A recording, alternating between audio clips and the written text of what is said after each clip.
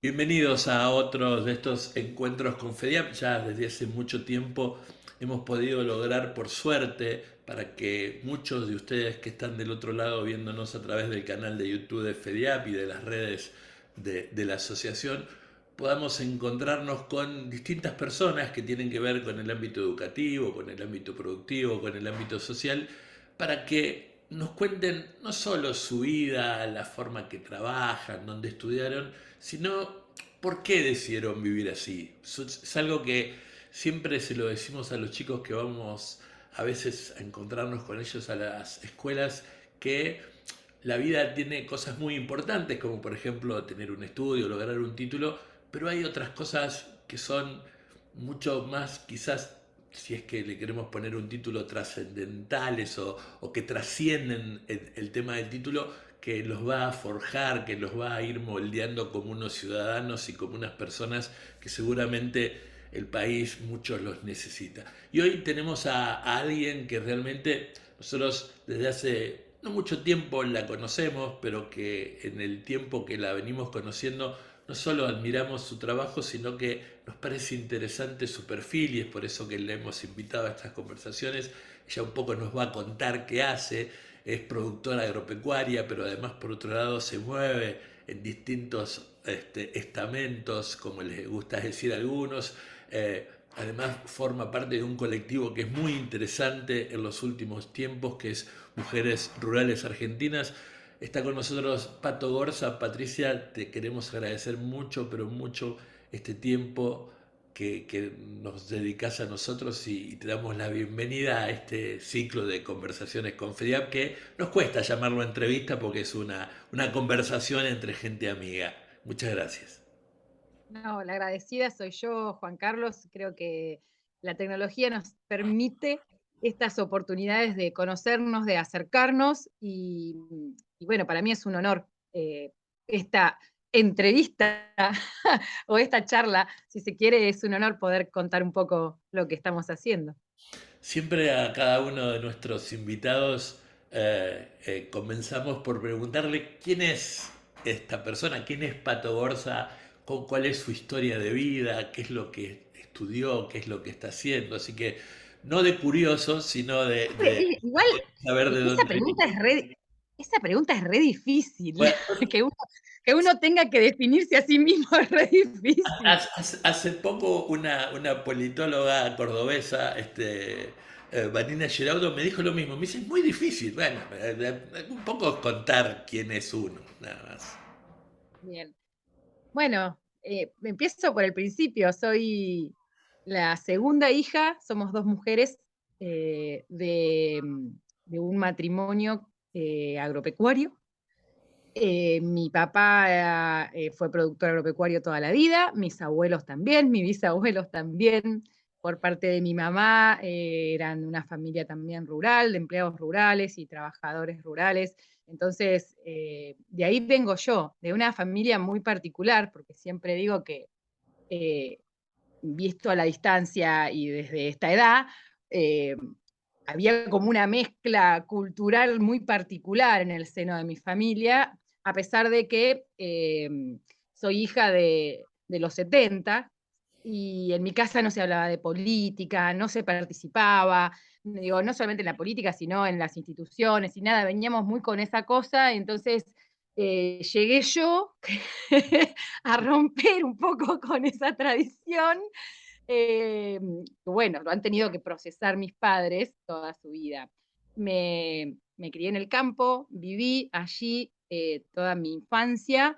Después la escolarización nos obligó a mudarnos a la ciudad, pero muy cerquita, y toda mi vida transcurrió, mi vida de escolar, digamos, pasando todas mis vacaciones en el campo, los fines de semana en el campo, y siempre fui muy inquieta, a mí no me gustaba quedarme en mi casa, entonces mi viejo era contratista y yo estaba todo el día en la casilla y arriba de los tractores y arriba de las máquinas desde muy chica.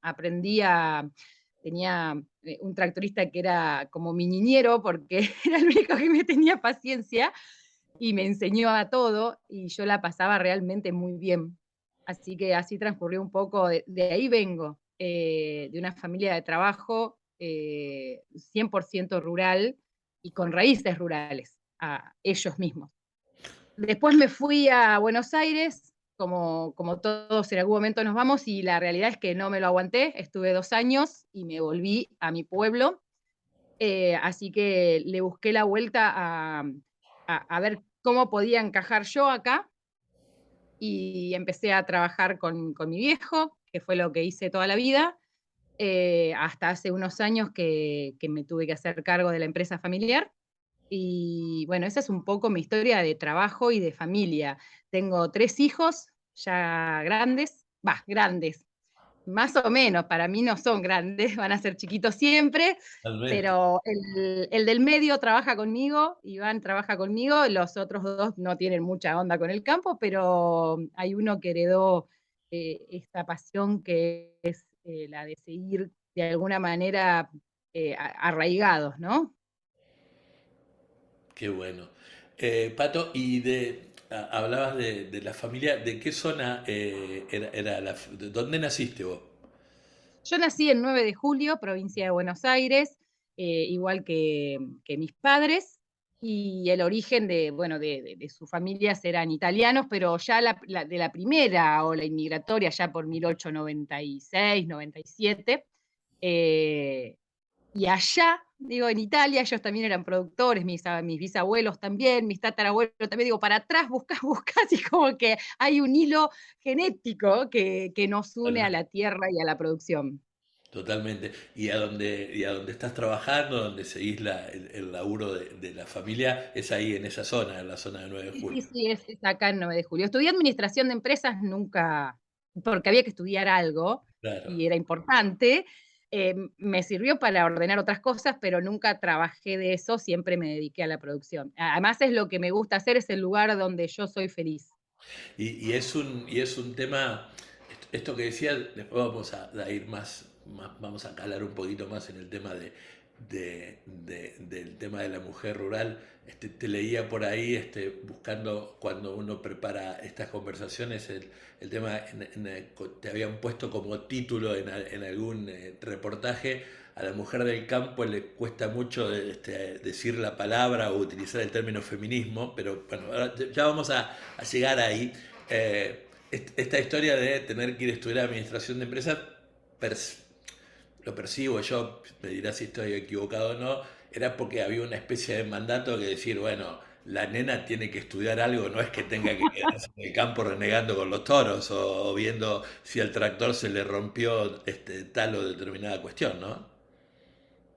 Mira, tengo como una contradicción con el tema, porque por un lado me crié en una familia con una mamá muy independiente y con un papá que siempre me dijo que no había nada que yo no pudiese hacer por ser mujer.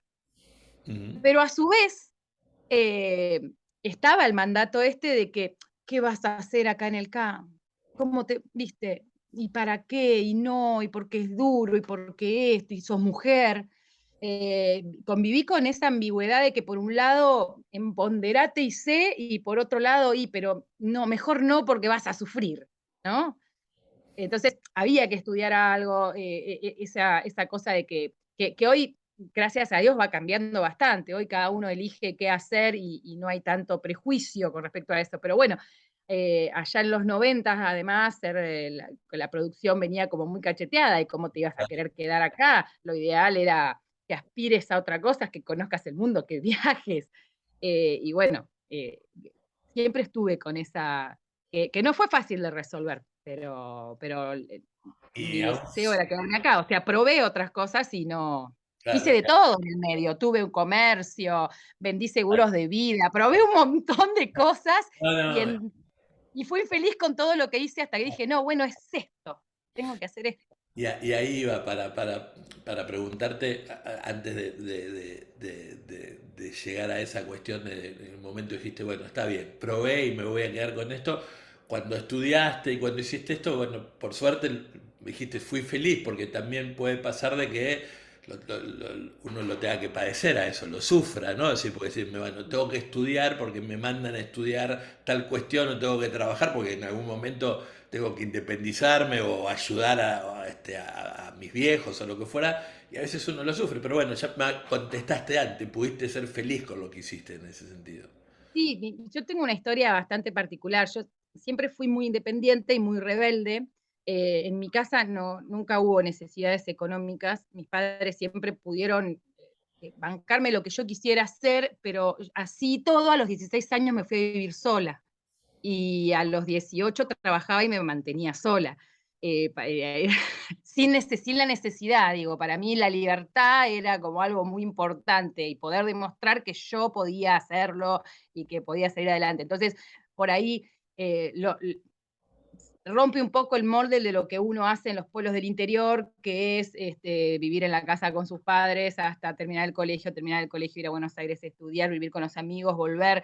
Digo, lo mío fue un poco como romper todos esos moldes y ir buscando un propio camino. Siempre contaba con el apoyo de mis padres incondicionalmente. De hecho, no sería quien soy si no hubiese sido por el apoyo de ellos, pero siempre fue bastante disruptiva mi mirada con respecto a la independencia y al trabajar y al tener, poder solventarme sola y todo eso. Fue bastante particular. Fui No, bastante precoz, digo, en esas cosas. Me casé muy joven, tuve hijos muy joven, como todo, siempre me dicen, por qué corres tanto? Tengo varias personas que han dicho, ¿por qué corres tanto en la vida? Y qué sé yo, nací así, pero fue como todo lo hice antes. está muy bien. Ahora, en ese momento de lo que hiciste y digamos, de esto que te plantean, por qué corres tanto, cada uno maneja sus pasos, y por supuesto que por suerte uno tiene, y recién lo remarcaste, la posibilidad de que te den la libertad de hacerlo. Una de las cosas que siempre nos interesa preguntar es, recién hablabas, ¿no? De ese mandato de estás en el pueblo, te quedas a vivir con la familia, terminabas estudiando. ¿En qué momento, más allá de que decidiste volver a trabajar y después tuviste que hacerte cargo o llegó un momento que por determinada cuestión te haces cargo de la empresa familiar, vos recordás si hay algún momento en el cual la cabeza, el corazón, lo que veas, te hizo un clic para decir, bueno, pero no me voy a quedar con eso, voy a tratar de salir afuera y me voy a involucrar desde el punto de vista social, desde el punto de vista político, voy a ver que en realidad el otro que está cercano a mí es quizás necesite no solamente de mi participación y de mi tiempo, sino que además necesite de mi fuerza para poder lograr y para poder apoyar algo. ¿Te acordás si fue en algún momento o venía y para vos se dio naturalmente ese paso?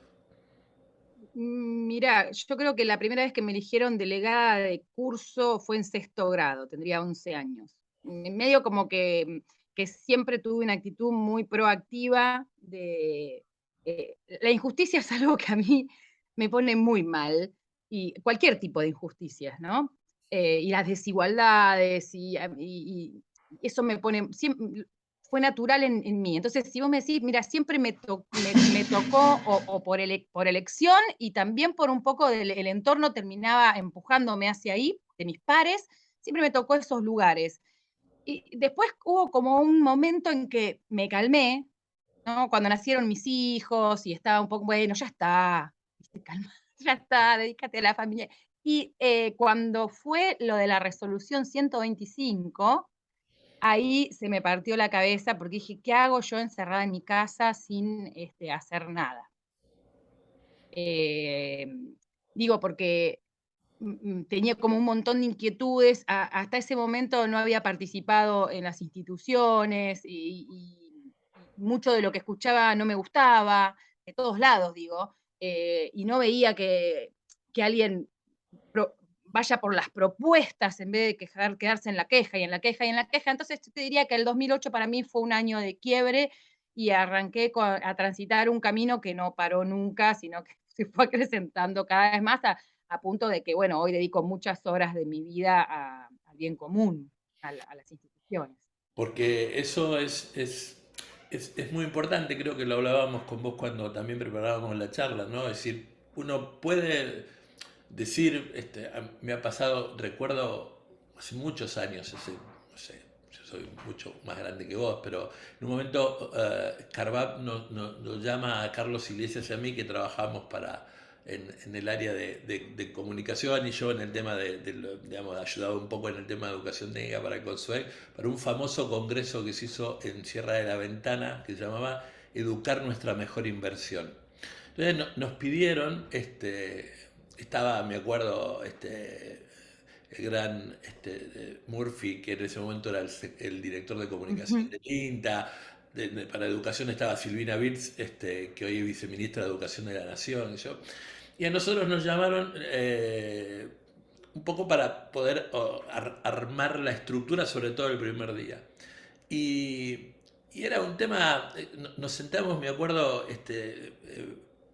con Carlos Iglesias, que trabaja mucho más el tema de la comunicación. Yo quizás estaba más en el tema de educación. Digo, nos vamos a enfrentar con 300 o 400 productores. Había habido 2 o 3 encuentros en distintos lugares donde vos veías que el tema pasaba a lo corporativo y lo técnico, porque justamente ese congreso de Cierra la Ventana tenía que ver con otra historia, y de por sí el lema era educar nuestra mejor inversión. Entonces se nos dio la loca idea una noche, no fue de caso, no fue una tormenta idea sino que nos sentamos y dijimos, ¿por qué no hacemos el primer día o la primera parte una especie de taxonomía del lema, para que los grupos que trabajen puedan definir ellos entre ellos y después hacer una apuesta en común, qué era lo que significaba cada término, ¿no? Que era para un productor de Deró educar, que sentía que tenía el tema nuestra, digamos, el sentido de pertenencia a la entidad. Mejor que era, ¿qué es ser el mejor? El mejor porque llega a los codazos, por suerte, porque estuvo en una situación privilegiada, pues se esforzó. E inversión por otra historia, decir, bueno, hay muchos que te dicen, mira, a mí no me brome, yo pago los impuestos, todo lo otro es un tema del Estado. O sea, a menos yo no digo al gobierno, esto es un tema mío, yo prefiero siempre hablar del Estado. El gobierno después lo gestionará Juan o Pedro, para mí el Estado es el que...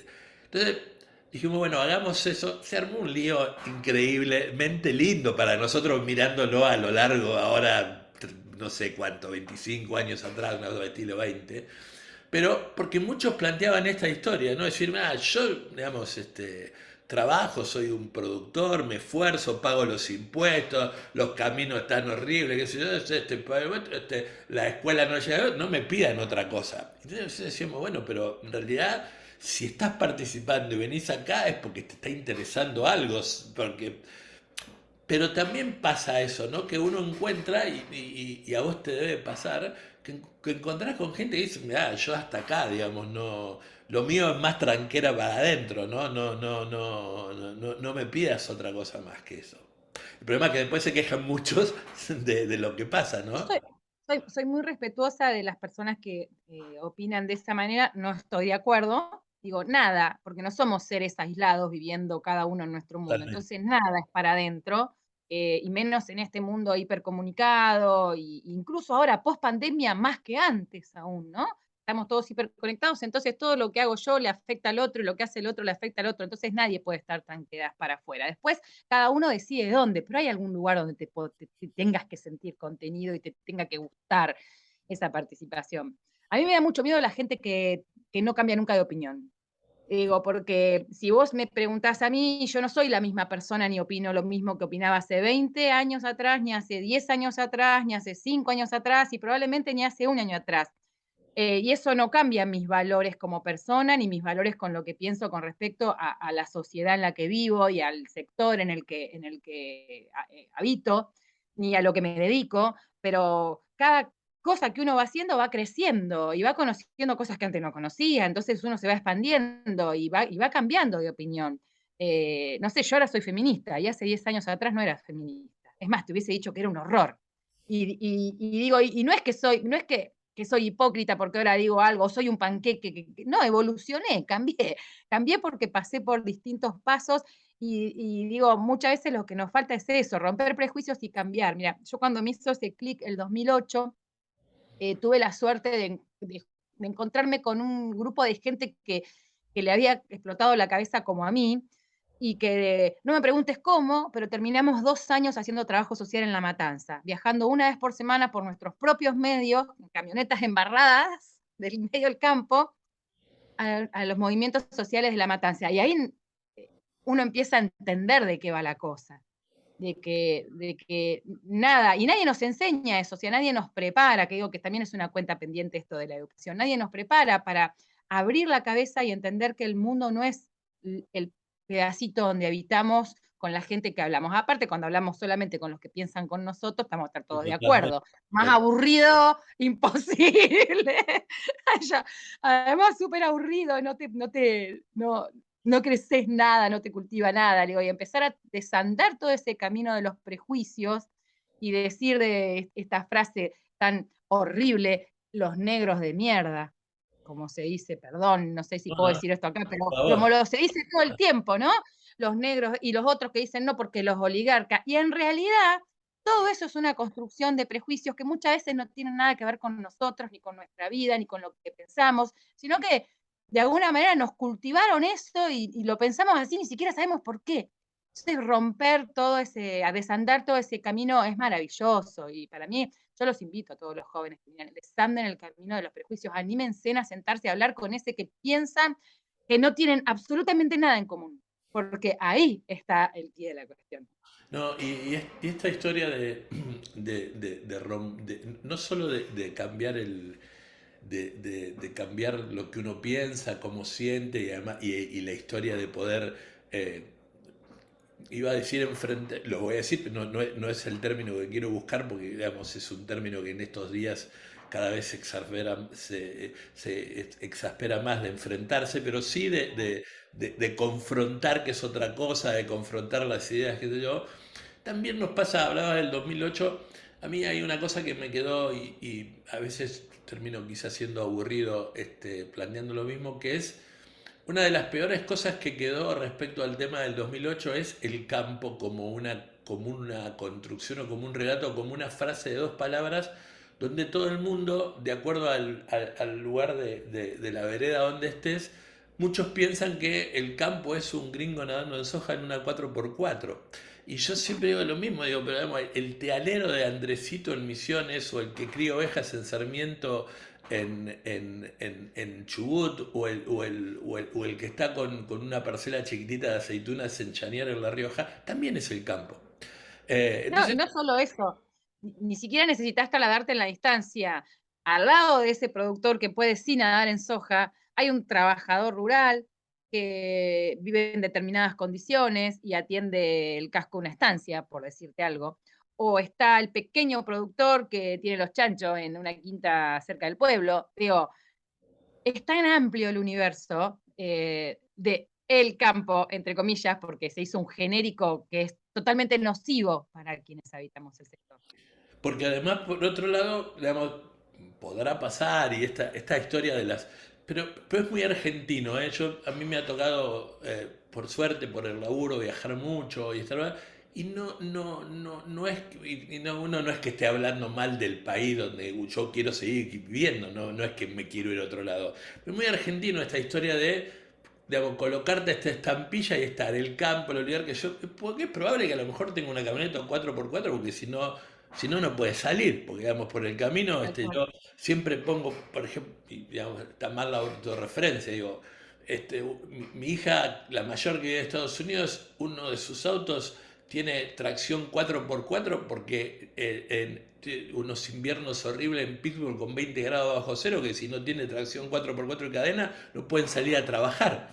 Entonces, en estas historias, no solamente es nocivo, sino que además, por otro lado, habla digamos, de un desconocimiento y de una hipocresía y uno no quiere, a mí me cuesta mucho querer adjetivar en estas cosas, pero también te quiero llevar a otra cuestión que también, no sé si después del 2008, pero pasa, quiero saber cuál es lo que vos pensás, hablando de estas frases que quedan que son como modas. Yo siempre pensaba que era la educación y cuando uno va caminando encuentra otro lado, esto del campo y yo. Otra de las frases es, el campo comunica mal, ¿no? ¿No? Que la has escuchado seguramente. Y Sí. el otro día, hablando con alguien, y discutiendo, si querés, con alguien, decía, mirá, hay que ver qué significa el campo comunica mal, porque habrá que colocarse en ver quién comunica mal, porque, por ejemplo, el hiper nivel de tecnología que tiene la Argentina con las empresas y con los desarrollos tecnológicos que tienen, eso se comunica muy bien, porque no, no hay una empresa tecnológica del ámbito que vos quieras, del ámbito agropecuario, que le esté yendo mal hoy en ese sentido. De las nuevas, de las Actel nuevas o de las semilleras, de lo que fuera, son flacos que forman parte del campo, entre comillas también, no comunican mal. Estamos, es decir, ¿vos estás de acuerdo con eso de que el campo comunica mal? ¿O en realidad hay una barrera que nos impide imbrincarnos a todos y entender que más allá de que vivas en La Matanza, en 9 de julio o en, no sé, en Avenida Santa Fe, formamos parte todo más o menos de lo mismo? Para mí decir el campo comunica mal es una linda manera de lavarse las manos y de Ujú. no hacerse cargo de lo que uno hace en lo cotidiano. Digo, porque no necesitas una mega campaña de comunicación para que tu vecino de al lado, de enfrente de tu casa, los compañeros de tus hijos en el colegio, los papás de esos chicos, sepan qué haces, si lo haces responsablemente, si no, y le puedas explicar todas las cosas que te inquietan de ese dedo acusador que hay sobre el campo. Digo, para mí decir que el campo comunica mal, lo que el campo tiene que hacer una autocrítica es de la política pública que se genera a sí misma, no esperando el Mesías que baje y le solucione los problemas. Entonces, como esa participación es muy escasa en todas las instituciones, y no me refiero solamente a las formales como la mesa de enlace, que es lo formal, lo que conocemos, sino está lleno de instituciones en todo el país, cooperadoras, cooperativas, pequeños grupos de distintas clases de producciones, las cámaras, es lleno. Y la gente es siempre la misma. El, eh, entonces, le echamos la culpa a que no funciona o que no tenemos la política pública que queremos a que es un problema de comunicación. Y que la ciudad no nos quiere porque es un problema de comunicación. Mira, hay cosas que no las vas a cambiar nunca y que tiene que ver con esto que hablamos antes, o sí la puedes cambiar, pero que tiene que ver con los prejuicios. Y para cambiar los prejuicios tenés que poner el cuero. Digo, si vos no querés que la gente de Loma de Zamora, de La Matanza, piense que sos un extractivista, un oligarca, esto, aquello, que lo otro, te tenés que comunicar vos con esa gente, mano a mano. No podés pretender que un medio de comunicación gratuitamente, porque le caes bien, haga ese trabajo por vos. Es un trabajo mano a mano. Es ingrato. Y es a largo plazo, y es algo a lo que a largo plazo no estamos acostumbrados. Es como que queremos todo ya. Entonces, yo no estoy de acuerdo que el campo comunica mal. Yo digo que al campo lo que le falta es organización, no comunicación. Y en todo caso, comunica muy mal para adentro. Digo, entre nosotros no nos conocemos, entonces damos por sentado que el campo es la zona núcleo del país y generalizamos y metemos todo en esa bolsa, en ese genérico, y las necesidades de a lo mejor otro productor en otra provincia o en una zona marginal es completamente diferente y no opina. Porque aparte, ¿quién dice que el campo comunica mal? ¿De dónde sale esa construcción, que también es una construcción? Desde la zona núcleo. Totalmente. No, Entonces, digo, parece que el país es la zona no, núcleo. bueno, a eso Y no iba. tengo nada en contra de la zona núcleo. Claro, yo vivo en la zona núcleo, produzco en la zona núcleo, es una zona bendecida por el país, pero digo, es mucho más amplia la cosa. No, y a eso iba para, no para cerrarlo, porque podemos ir hablando para ir a otro lado, pero a eso iba, ¿no? Es decir, pareciese que el único problema del campo y problema del campo solo tiene que ver con determinado ejido geográfico o con el tema de, por ejemplo, el tema de las retenciones, que puede ser un tema o no, reitero, desde el lugar o desde la idea que vos tengas, pero hay infinidad de productores y de producciones que tienen unas cuestiones muy urgentes por resolver y que no forman parte de la agenda. Pero de nadie forman parte de la agenda, porque yo ahí sí hago una comparación a veces con el tema educativo. Yo, hablando de Cristina Plenković, que recién teníamos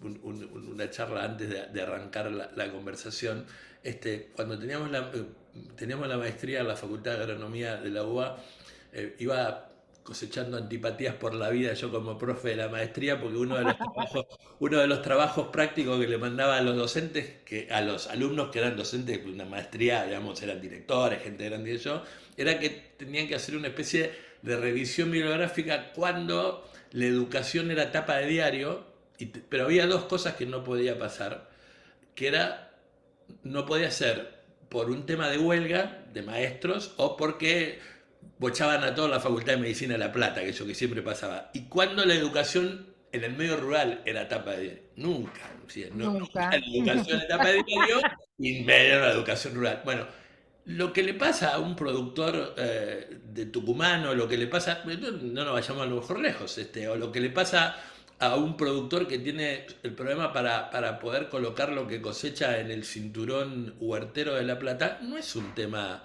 que se trate no solamente en los medios de comunicación, sino que cuesta mucho imponerlo en la agenda pública.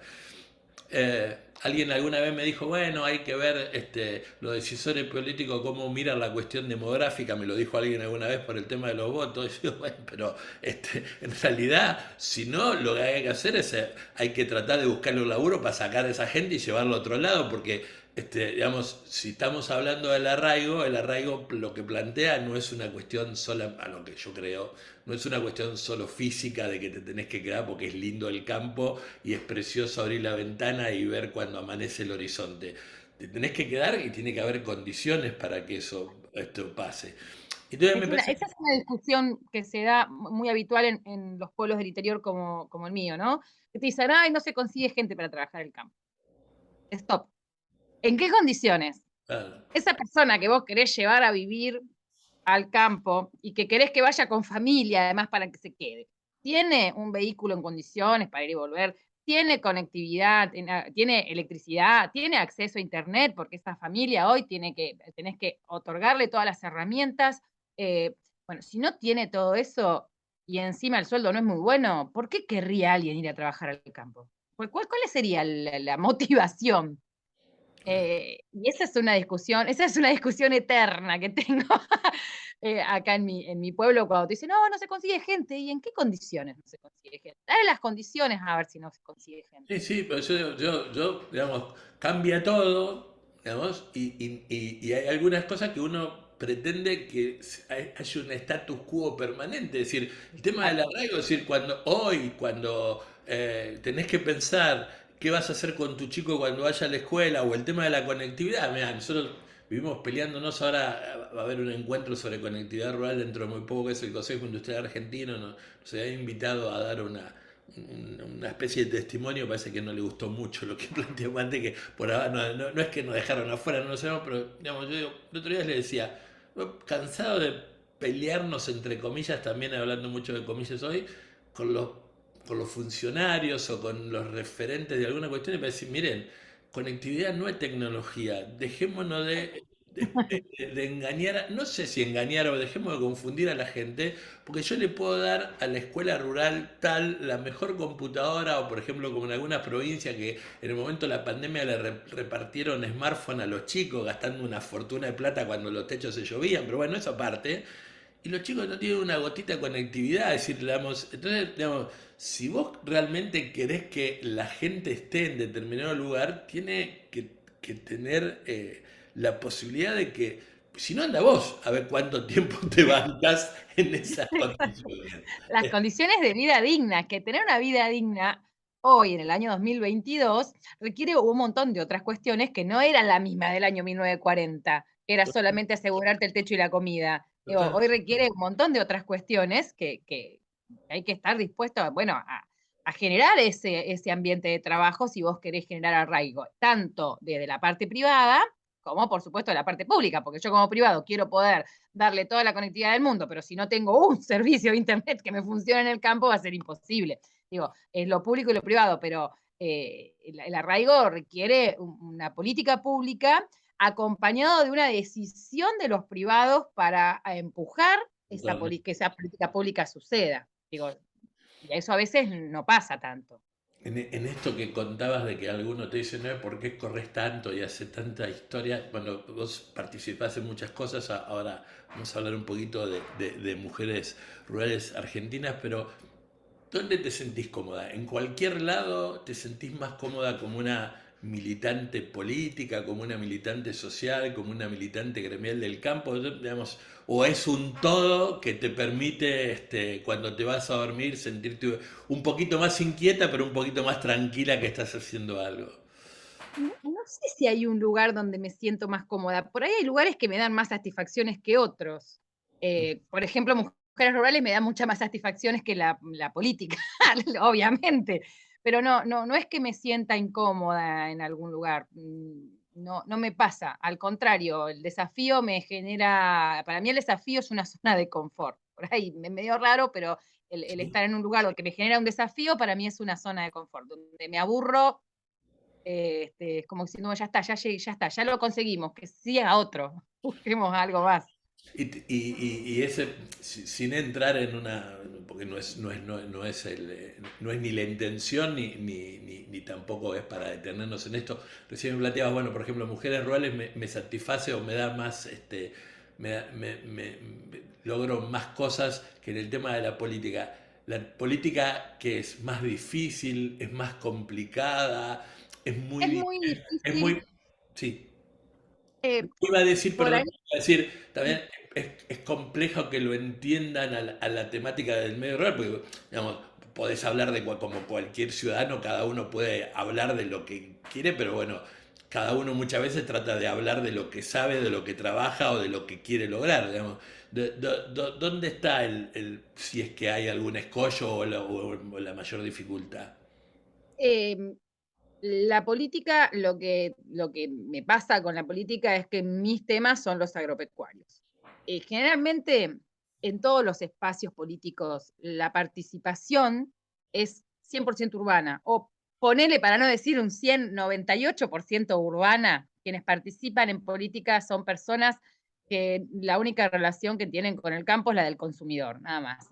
Y por otro lado, como todos sabemos, Dios está en todos lados, pero atiende en Buenos Aires, y allá es 100% urbano. Entonces es muy difícil tratar de discutir temas de política agropecuaria con gente que no quiere moverse a los territorios y ver la realidad de la milanesa en el territorio, no que yo te lo cuente, sino que lo veas. Porque ojos que no ven, corazón que no sienten, es más fácil, si no lo veo no me ocupo y ya está. Entonces es muy difícil. Y por otro lado, como no tengo aspiraciones políticas personales y hubiese querido o hubiese tenido ya varios cargos, digo, desde ser diputada, algunos cargos, me han ofrecido de todo. Y a mí lo que me interesa es que las cosas se hagan. Yo no pretendo cambiar la vida que tengo. Yo soy feliz con la vida que tengo, no necesito nada más. Pero sí, mi aporte a la política es lograr que ciertas cosas sigan un curso para que se conviertan en política pública y algún día un tema solucionemos. Uno. No pido todo, uno, solucionemos la conectividad, ¿no? O solucionemos los caminos rurales, busquémosle la vuelta, no pido la panacea y que sea todo un mundo maravilloso, porque eso no existe. Y, y- y es muy ingrato porque en general tenés una batalla muy grande que dar dentro del propio espacio político, porque primero porque al que le importa lo que vos decís es porque más o menos está en la misma que vos, le importa que las cosas sucedan, no le importan los votos. Porque al que le importan los votos, no le importa lo que vos decís porque vos venís de un lugar que no mueve el amperímetro. Digo, mi sección electoral, que soy la cuarta en la provincia de Buenos Aires, 19 distritos, equivale a la misma cantidad de electores que Loma de Zamora. Entonces, imagínate, ¿a quién le importa venir a hablar de lo que pasa en 12 de octubre, que es el pueblo que está atrás de donde yo tengo el campo? A nadie, porque no movemos la aguja. Entonces, es muy ingrato dentro de la política y fuera de la política, porque el sector agropecuario, a los que hacemos política partidaria, también nos miran como un sapo de otro pozo. Porque además está esta batalla cultural que se dio en contra de la política. Yo digo, en la política, como en todos lados, hay gente buena, hay gente mala, hay delincuentes, hay gente honesta, hay de todo, igual que en el sector agropecuario, igual que en la educación, igual que en cualquier lado. Hay un mix de todo, pero automáticamente, ya si haces política, tú te ponen el mote de que o vas el carguito o el vueltito, que, ¿viste? No importa quién sos, pero ya está asociado con mala palabra. Entonces también tenés como un repudio de ambas partes. En lo personal, en algún momento me afectó, ya no, uno se enfoca en por dónde va y lo que quiere hacer, pero pues, sí, la política es ingrata. No por eso deja de ser maravillosa, digo, es un mundo apasionante, realmente apasionante, y es un camino de ida, digo, si te interesa y te inquieta algo, porque nunca va a tener un fin. Digo, un fin en el sentido de que si tenemos este objetivo, llegaste a ese, y cuando llegues a ese vas a tener 500 más por los cuales trabajar. Sí, y además hay un tema que mm, a mí siempre me interesa cuando hablo con gente que está que tiene quizás algún poder decidor. He aprendido de algunos políticos el tema de decir, mirá que en realidad yo tengo algunos decisores y yo tengo algunos flacos que en realidad son los que plantean esto. Yo digo, hay veces que también nos cuesta mucho poder separar lo que es, lo digo como quizás un tema a mejorar, no lo digo como una cuestión estigmatizante o que en realidad por eso estamos, como dicen los que quieren simplificar o los que de alguna manera les interesa que todo esté mal. Yo digo, a veces uno tendría que tener la suficiente humildad de cualquier lado de poder diferenciar la política partidaria de una política pública que sea sustentable en el tiempo. Porque en realidad, por ejemplo, en el tema de la educación, donde yo más me muevo, hay cuestiones que en realidad, si uno logra ciertos consensos, si hay una política pública que sea sostenible en el tiempo, no importa, reitero, que esté Juan o Pedro gestionando el Estado. Y en el tema de la producción agroindustrial, a lo cual dependemos tanto, porque si fuéramos, no sé, Japón o fuéramos otro mundo, pero Argentina depende mucho de su producción agropecuaria, de la zona núcleo y de las otras zonas. Yo odio la palabra marginal, entonces, pero no odio, no me gusta. Odiar no hay que odiar nada. Economías regionales. No, no, pero a ver, viste que alguno te dice, bueno, pero eso es marginal, qué sé yo. Yo siempre cuando te plantean eso digo, mira, si vos le decís marginal ya le ponés un mote, es muy difícil porque arrancamos 100 metros para atrás. Más desfavorable, que no está atendido, pero marginal, pero es un tema mío. Lo que yo digo también en el tema de la producción agropecuaria o la producción agroindustrial o agroindustrial, como se dice ahora, como se está planteando ahora, debería haber políticas públicas que deberían ser sostenibles en el tiempo, porque en realidad si todo el mundo que está en política partidaria dice que le interesa el bien del país, debería poder correrse en esa historia. Es decir, a mí me asombró ver alguna vez cómo para defender algunas cuestiones de leyes referidas a las cuestiones de la producción agropecuaria, lo, determinados legisladores brasileños salían de sus bancadas y se formaba una especie de bancada artificial del campo para plantear una vez. Yo me acuerdo que cuando me la contaron no la creía hasta que un día fui, porque me invitaron por uno de trabajo, y era cierto, había gente, ese tiempo Bolsonaro no estaba, no sé dónde estaba, pero estaba gobernando Lula, pero había gente del partido de Lula, gente del PMBD, ellos salían de sus bancadas y los temas que se tenían que tratar se trataban y lo votaban en bloque. Y yo decía, estoy en Marte, La bancada ruralista. estoy en Marte, porque no es así. Esta historia hay veces de no entender de que hay algunas políticas públicas que tienen que estar por encima, incluso la política partidaria, podría ser una solución bueno, ojalá los que nos vienen atrás nuestro lo puedan entender a eso, ¿no? Me parece. Mirá, el caso de Brasil, me tocase el corazón con lo de Brasil porque viajé en varias ocasiones a estudiar el caso brasilero, estuve con la gente de la CNA, digo, para mí es un modelo a seguir desde lo gremial. Brasil logra tener la bancada ruralista, que se llama, que está integrada por los legisladores de todos los espacios políticos, pero en los temas agros se matan, se ponen de acuerdo, cierran filas y van para adelante todos juntos. No hacen obediencia debida al partido político al que pertenecen, sino a los temas que les compete como bancada ruralista. Pero eso nació de la comisión de la CNA, que es la confederación que nuclea a todos los productores de Brasil, que tienen una participación altísima. Participan en vos ves los estamentos de cómo está armado, y vendrían a ser como nuestra sociedad rural en los pueblos, después la confederación a nivel nacional, la instancia provincial, pero la participación es alta. Y además, los productores brasileros aportan económicamente para que eso funcione. En un momento fue compulsivo, eso salió, la CNA se armó por decreto, y fue compulsivo, pero actualmente no es compulsivo, ya hace como unos 8 años que no es compulsivo y la tasa de cobrabilidad es del 98%. O sea, los productores ven resultado y siguen aportando su cuota sindical, le llaman ellos, para esa representación política. Es maravilloso. Acá es, mirá, fue un trabajo de haberlo planteado cantidad de veces dentro de la dirigencia agropecuaria y nos mandaron a freír churros siempre, no, que es muy difícil, que somos todos distintos, que son muchas cosas. Digo, más distinto que Brasil, que tenés la producción de Manaos, tenés que contraponerla con la de Mato Grosso o la de Pará, que es 100% agropecuaria de punta, digo, y lo lograron hacer. Digo, nosotros creo que eso es educación cívica, se decía antes, ahora no sé cómo se dice, pero es educación en el civismo, en la participación.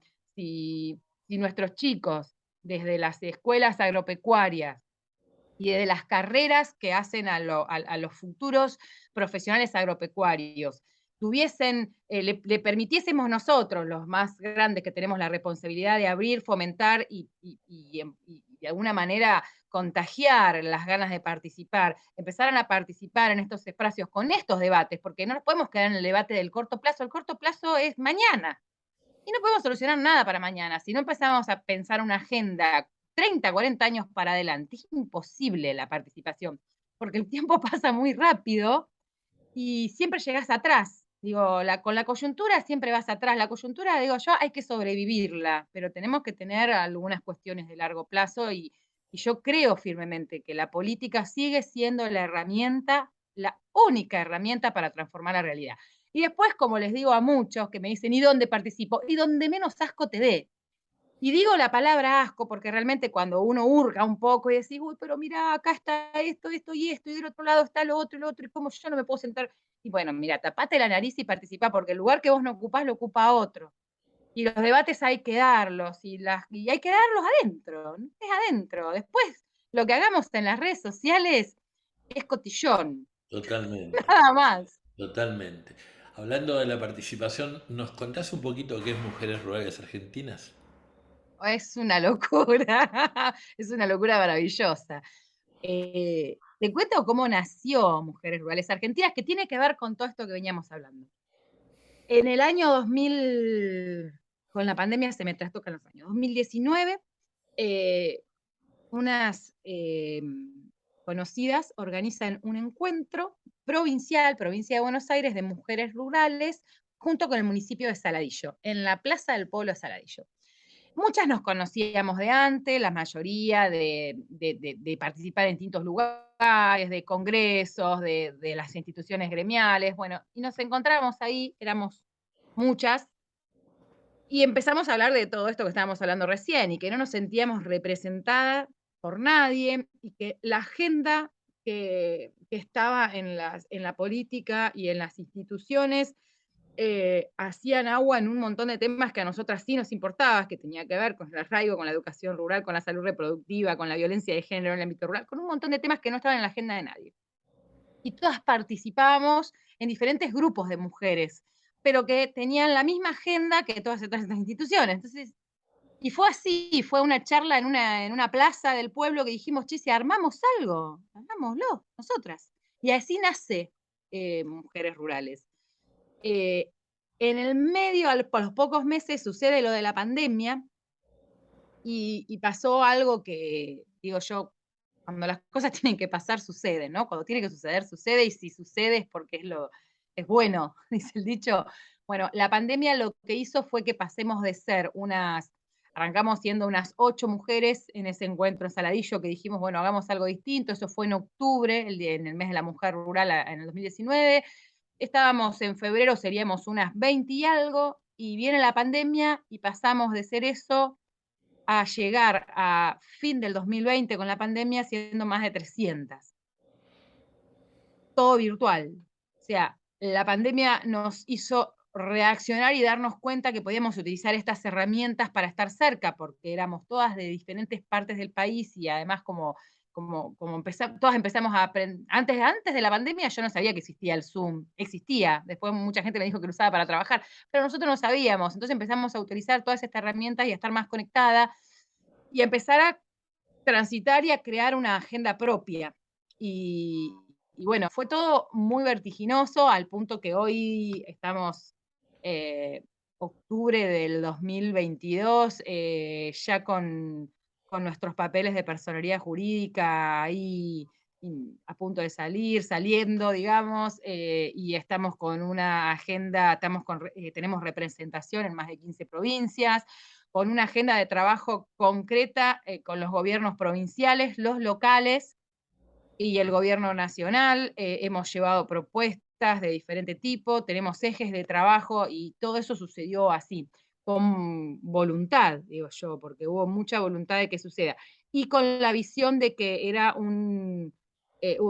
había una necesidad a cubrir que tenía que ver con representar y poder generar agenda de temas que muchas veces vemos nada más que las mujeres. Digo, hay cosas de las que nos seguimos haciendo cargo netamente las mujeres, como por ejemplo la educación de nuestros hijos, llevarlos al colegio, eh, y entonces esa agenda en las instituciones, que además es muy baja la participación de mujeres en el resto de las instituciones, por más que existe, sigue siendo baja, esos temas no están en agenda y no por eso son menos importantes, digo, porque hacen a la calidad de vida de lo cotidiano, la diaria, y ahí arrancamos nuestra propia agenda. Tuvimos logros importantes, como es poder asociarnos con otras instituciones para hacer nuestra primera escuela de capacitación adaptada a las mujeres rurales. Digo, por ahí un curso de Excel no es lo mismo si vos lo tomás para alguien que tiene un comercio que para una mujer que tiene un emprendimiento no sé, de cría de pollos. Cómo adaptar todas esas herramientas a los distintos sistemas productivos.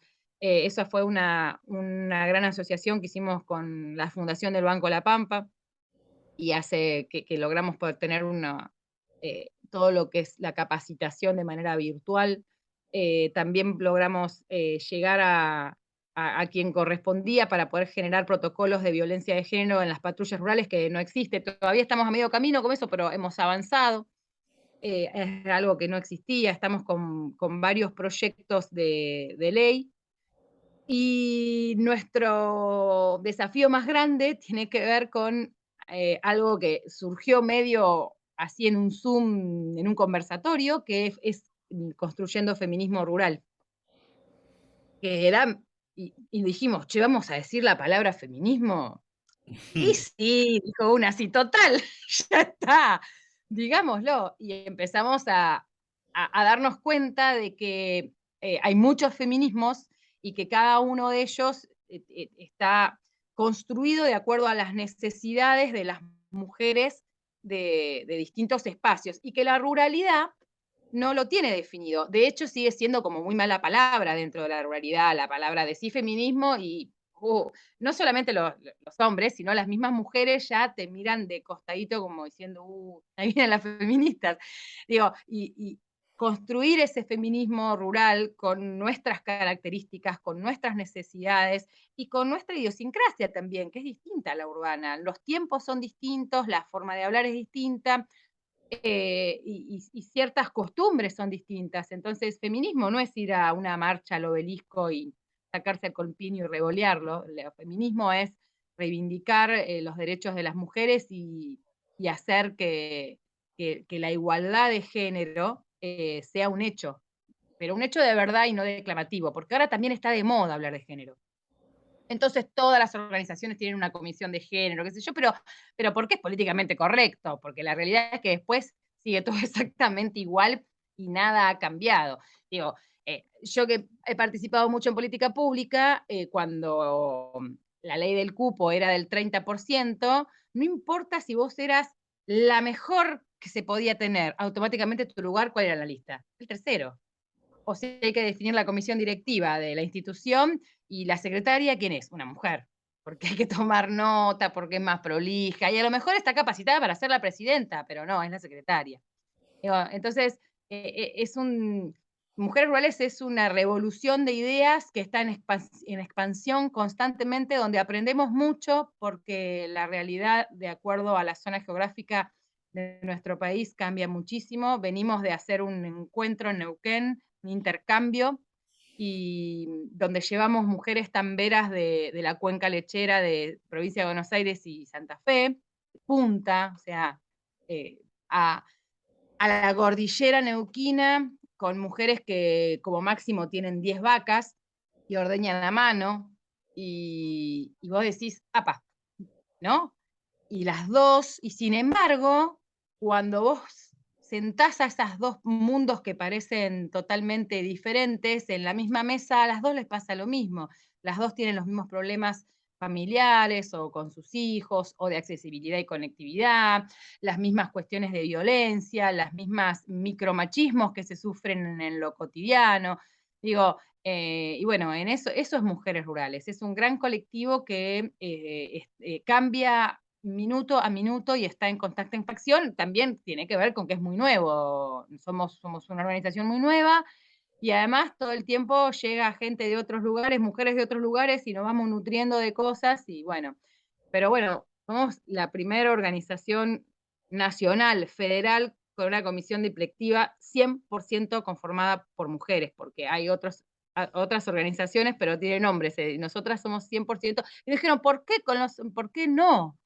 Y la verdad es que la historia nos indica por qué no. Los grandes logros, como pueden haber sido las sufragistas, la ley del divorcio, la ley del aborto, los grandes que después cada uno puede tener su mirada con algún aspecto muy específico de las cuestiones, pero todos esos grandes cambios que hubo y que nos dieron derechos a las mujeres, no fueron los hombres los que salieron a moverse para que eso suceda, fuimos las mujeres. Entonces creo que en el ámbito rural, creo que las mujeres somos parte importante o fundamental de que se genere el arraigo. Si no hay una mujer que se quiera quedar en el campo, no hay una familia que se instale en el campo. Y somos parte fundamental de todo ese andamiaje productivo.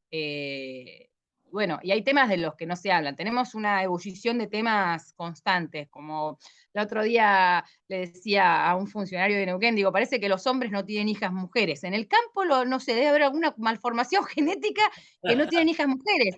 Digo, ¿por qué? Porque nuestro censo agropecuario nos indica que solamente menos del 20%, está creo que en el 19 y algo, de la titularidad de la tierra en el país está a nombre de mujeres, que no nacen mujeres en el campo, que no heredan.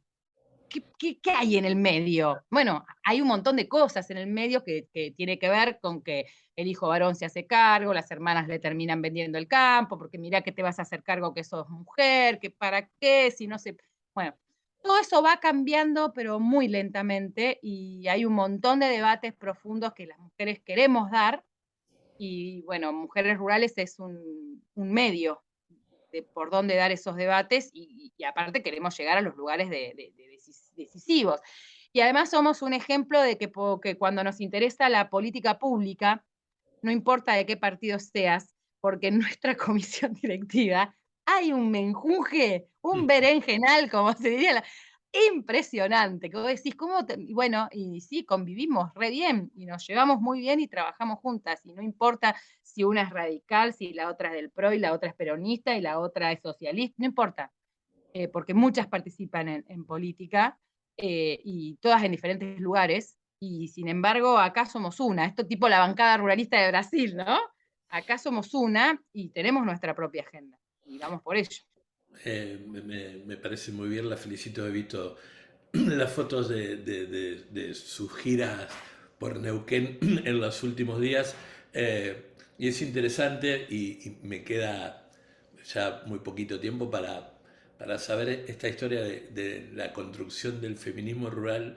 Seguramente debe ser muy rico porque sí estoy de acuerdo con que no hay un solo tipo de feminismo, y estoy de acuerdo que en realidad muchas veces, incluso pero dicho a corazón abierto y con mucho respeto, muchas veces dentro del mismo movimiento feminista se le ha hecho muy mal al movimiento y a la reivindicación, pensando en que solo con el hecho lo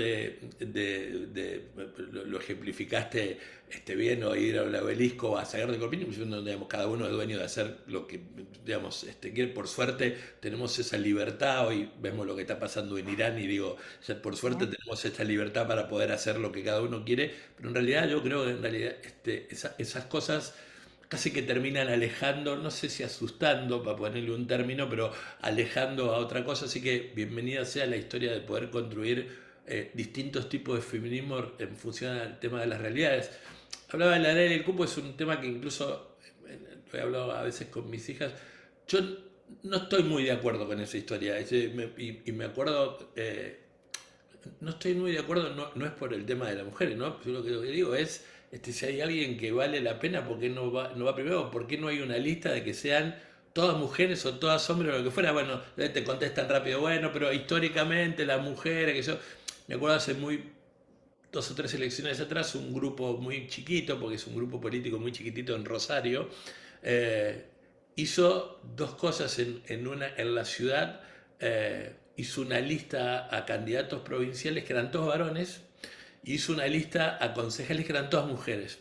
Y por supuesto que y por supuesto que la justicia electoral le bochó las dos listas Claro, claro. de cupo.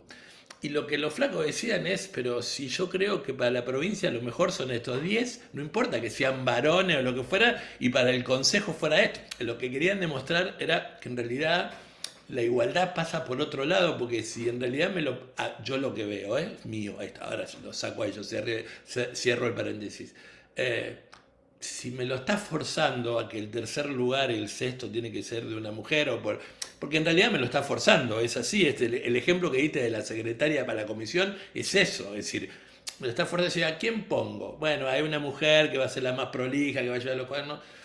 Yo creo que es una construcción que la tenemos que dar, y que los hombres hemos aprendido mucho, sobre todo los que tenemos hijas mujeres, hemos aprendido por suerte de nuestras hijas, cosa que uno cree que Las nunca, mujeres también, ¿eh? Las mujeres también aprendemos de nuestras hijas. que nunca le iba a pasar, y uno ha aprendido de sus hijas, de esa historia, pero también tiene que aprender del que está al lado, no solo de su compañera, del que está al lado y de las que está. Así que bienvenida a esta historia de ver, y ojalá que muy pronto podamos, a lo mejor es una cosa en construcción que es inacabada, pero que muy pronto podamos tener una cosa que diga feminismo rural 2 puntos, y podamos tener una serie de tips que embarquen cuáles son esas cosas. Ojalá, ojalá, yo creo que sí, se han dado debates muy ricos, hemos hecho varios conversatorios durante todo el 2021. Hicimos varios debates muy ricos con referentes, mujeres muy, muy interesantes de diferentes áreas. Hemos hecho de educación, de economías regionales, de ganadería, de agricultura, y sentadas en un debate que debatan entre ellas, que son referentes, y que es el feminismo rural y distintos disparadores, y han salido cosas maravillosas. Y muchas veces eh, uno se va dando cuenta en ese charlar con el otro que de repente lo que vos pensabas no era tan así. Y te vas deconstruyendo en vivo, como digo yo, ¿no? Día a día y en vivo. Es un lindo camino. Y eso también es vivir, porque en realidad es eso lo que pasa, digamos. Volvemos al principio de la charla, esta historia de decir yo no voy a cambiar nunca lo que pienso. En realidad para mí es atrasar 300 años, porque en realidad, digamos, la vida, los hijos, la tecnología, la política, hace que permanentemente tengas que poner en disputa con vos mismo lo que tenías como preconcepto, o lo que tenías pensado para poder plantearlo. No te queremos Y robar. además podemos cambiar de opinión y nos podemos equivocar y podemos decirle y decís, no, pará, acá me equivoqué, no era así. O sea, No, y que está todo bien, es el tránsito, es la vida misma. Digo, seguro. la vida pública, la vida de las instituciones, la vida de las personas que están más expuestas por participación, es la vida misma. ¿No? De repente hoy podemos decir algo como una verdad absoluta y a lo mejor nos juntamos a hacer este mismo conversatorio, esta misma charla dentro de 2 años, y un montón de cosas que dijimos acá ya no sirven más, Totalmente. porque evolucionamos para otro lado y las cosas cambiaron y el mundo cambió y el contexto cambió, entonces ya no pensamos lo mismo y bienvenido sea. Totalmente. Gracias a Dios, digo yo, bienvenido sea ese cambio constante. No te robamos más tiempo, Pato. Queremos decirte que te admiramos, que admiramos tu trabajo, que admiramos tu capacidad de poder multiplicarte por muchas Patricias y participar en muchas cosas y ojalá que todos los días podamos encontrar gente que quiera involucrarse, que quiera entender que en realidad si uno no se involucra, si uno no participa, desde donde fuera o de donde menos, me quedo con esta frase, de donde menos asco te dé, eh, lo que estamos haciendo es involucionando, le estamos dejando en manos de unos poquitos que definan o que quieran armar lo que tanto necesitamos, que es un país un poquitito más distinto. Tampoco busquemos tan grandes cosas porque no es que en realidad estamos... no estamos lo horriblemente mal que muchos nos quieren hacer ver y tampoco estamos lo bien que algunos cerrando los ojos y los oídos piensan que estamos. Pero queremos decirte que te admiramos, que valoramos mucho y que ojalá podamos encontrar a lo largo del camino y que nuestros pibes en distintos lugares del país que vean esto encuentren muchas Patricias como vos para que la cosa cambie. Muchísimas gracias. No, gracias a vos, no sé si me merezco tantos halagos, pero los tomo como un mimo muy lindo. Sí. Y sí, ojalá contagiemos las ganas, porque es lindo y porque nos hace bien y porque nos crece el corazón y porque generamos amistades y relaciones a lo largo y ancho de todo el país y donde necesitamos. Y una vez, y con esto cierro, una mujer que participa en Mujeres Rurales vive en Chaco y tiene su mamá que vive en provincia de Buenos Aires, y una vez me dijo, nos lo compartió en el grupo, y dijo, es la primera vez que viaja en el auto y que viajo tranquila, que sé que si me pasa algo en cualquier lado, yo voy a tirar un mensaje acá y hay alguna de ustedes Va a que aparecer. a lo largo de todo el camino con la que voy a poder contar. Y de eso se trata, de Buenísimo. poder contar con el otro. Otra vez gracias por el tiempo. Que estés muy bien. Gracias.